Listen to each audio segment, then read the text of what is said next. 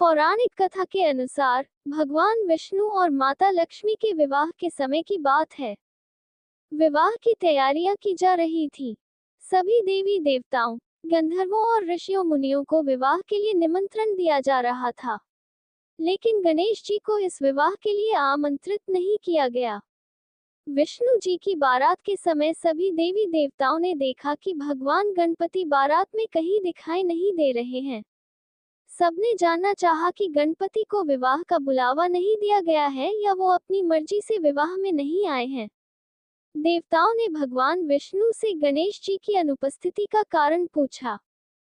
भगवान विष्णु ने उत्तर दिया, भगवान शिव को न्योता दिया गया है। गणेश उनके साथ आना चाहे तो आ सकते हैं। साथ ही यह भी कहा कि गणेश बहुत अधिक भोजन करते हैं।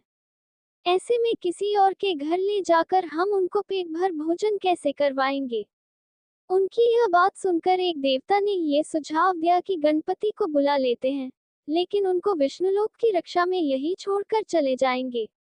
इससे न बुलाने की चिंता भी खत्म हो जाएगी और उनके खाने की चिंता भी खत्म हो जाएगी। सबको यह उपाय पसंद आया। गणेश सभी देवताओं के कहने पर वहां रुक गए, लेकिन वो क्रोधित थे। तभी देवऋषि नारद वहां आए और उनसे बारात में न चलने का कारण पूछा।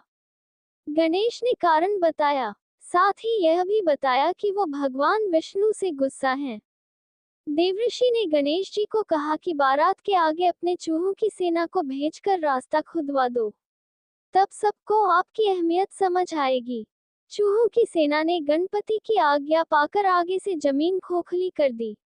भगवान विष्णु का रथ वही जमीन में धंस गया। बहुत कोशिश करने पर भी कोई भी देवता उस रथ को गड्ढे से न निकाल सके। देवऋषि ने देवताओं से कहा कि विघ्नहर्ता गणेश को क्रोधित करने के कारण ऐसा हुआ है, इसलिए अब उन्हें मनाना चाहिए। सभी देवता गणेश के पास पहुंचे और उनका पूजन किया। इसके बाद रथ गड्ढे से निकला, लेकिन उसके पहिए टूट गए थे। फिर से देवता सोच में पड़ गए कि अब क्या करें। पास के खेत से एक हाथी को बुलाया गया। हाथी ने गणेश जी की वंदना कर पहिए ठीक कर दिए, जिसके बाद सभी देवी देवताओं को विघ्नहर्ता गणेश को सर्वप्रथम पूजने का महत्व समझ में आया। उसके बाद विवाह विघ्नों के बिना संपूर्ण हुआ था।